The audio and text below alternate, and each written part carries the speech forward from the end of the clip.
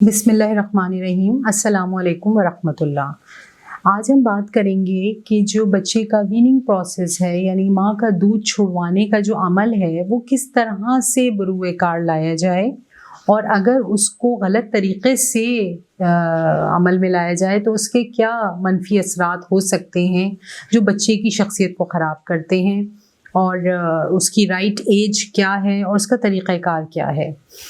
دیکھیں، جو ایج ہے اس کا تعین تو ہماری شریعت ہمارے دین نہیں کیا ہوا ہے کہ 2 سال تک ماں کا دودھ بچہ پی سکتا ہے، اور سائیکالوجی بھی یہی کہتی ہے کہ بچے کا جو ویننگ پروسیس ہے، دودھ چھڑانے کا عمل، وہ 2 سال تک ہو جانا چاہیے۔ اب یہ کس طرح سے کیا جائے، کیونکہ اکثر خواتین کے لیے ایک بہت مشکل مرحلہ بن جاتا ہے۔ دیکھیں، جب بچہ پیدا ہوتا ہے تو جو اپنے آس پاس کی دنیا کو وہ ڈسکور کرتا ہے تو وہ اورل سینس سے ہی کرتا ہے۔ یہ اورل سینس اس کو اللہ تعالیٰ نے اورل سینس کے ساتھ ہی بھیجا ہے۔ اس کو کس نے بتایا کہ سک کرو گے تو تمہیں دودھ ملے گا؟ تو اس نے پیدا ہوتے ہی سک کرنا شروع کیا اور اس کو دودھ ملا، چاہے وہ ماں کا دودھ ہو چاہے وہ فیڈر کا دودھ ہو۔ تو اس چیز سے بچہ چاہتا نہیں کہ اس کو دور کیا جائے۔ اب 1.5 سال یا 2 سال کی عمر میں اگر اس کا ویننگ پروسیس کسی منفی طریقے سے کیا جا رہا ہے تو وہ اس کے لیے ٹراما بن سکتا ہے، اور اگر اس کو کسی پازیٹیو مینر میں کیا جائے، مثال کے طور پہ کانفلکٹس وہاں ہوتے ہیں جب بچے کو اس کی پرائمری کیئر گیور یعنی جو اس کی ماں ہوتی ہے اس سے دور کر دیا جاتا ہے دودھ چھڑوانے کے لیے۔ اگر وہ کسی ٹراما سے نہیں گزرا اور ایک ہیلدی طریقے سے اس کا دودھ چھڑا دیا گیا، اس کو پنش نہیں کیا گیا، اس پہ کوئی سختی نہیں کی گئی، تو ایسی صورت میں جو بچے جب ایڈلٹ ایج میں آتے ہیں تو وہ بہت ہیلدی ہوتے ہیں اور بہت جلدی انڈیپینڈنٹ ہو جاتے ہیں۔ اور اس کے برعکس اگر ہم ان بچوں کی مثال لیں کہ جن کا یہ پروسیس بہت سختی کے ساتھ عمل میں لایا جاتا ہے، نہ صرف یہ کہ دودھ چھڑوایا جاتا ہے بلکہ اکثر مائیں یہ کرتی ہیں کہ بچے کو نانی کے گھر بھیج دیتی ہیں اپنے سے دور کرنے کے لیے، تاکہ یہ ماں قریب نہیں ہوگی تو بچہ دودھ کی ڈیمانڈ نہیں کرے گا۔ یہ ان کی سوچ ہوتی ہے، حالانکہ اس وقت ماں کی سب سے زیادہ ضرورت ہوتی ہے بچے کو۔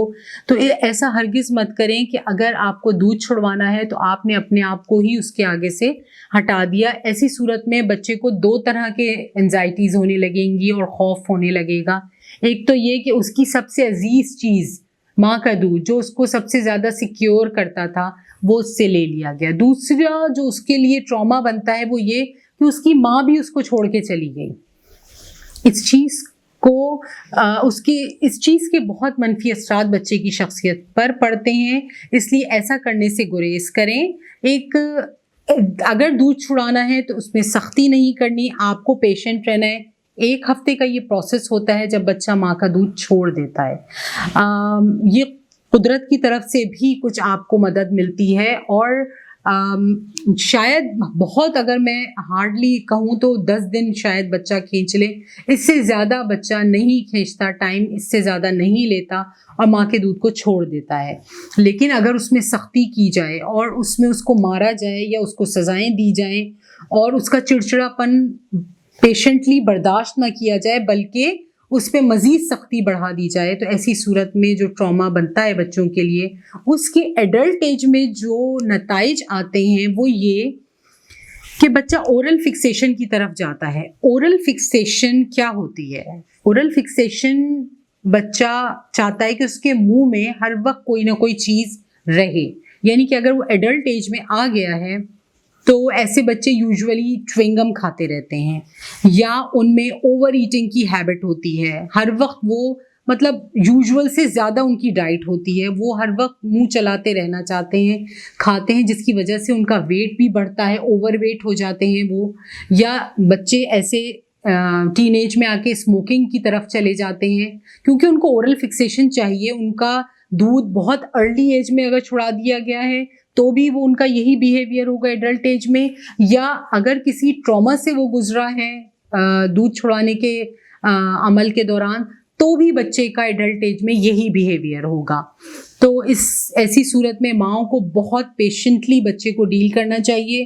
8-10 दिन हो सकता है वो आपको टफ टाइम दे, आपको रातों को जगाए, लेकिन ऐसी सूरत में आपको पेशेंट रहना है और बच्चे को डील करना है, उसको बहलाना है और कोशिश ये करनी है कि बच्चे का पेट भरा रहे, वो भूखा ना हो।